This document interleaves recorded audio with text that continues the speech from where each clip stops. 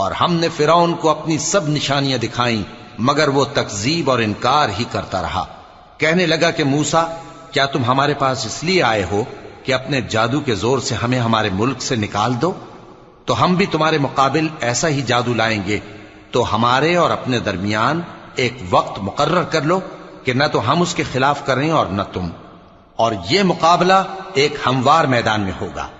मूसा ने कहा कि आपके लिए यौम जीनत का वादा है और ये कि लोग उस रोज दिन चढ़े इकट्ठे हो जाएं। तो फिरौन लौट गया और अपने सामान जमा करके फिर आया। मूसा ने उन जादूगरों से कहा कि ये तुम्हारी बर्बादी होगी। अल्लाह पर झूठ न बांधो, वो तुम्हें अजाब से फना कर देगा, और जिसने झूठ बांधा वो नामुराद रहा। तो वो बाहम अपने मामले में झगड़ने और चुपके सरगोशी करने लगे। कहने लगे, ये दोनों जादूगर हैं, चाहते हैं कि अपने जादू के जोर से तुमको तुम्हारे मुल्क से निकाल दें।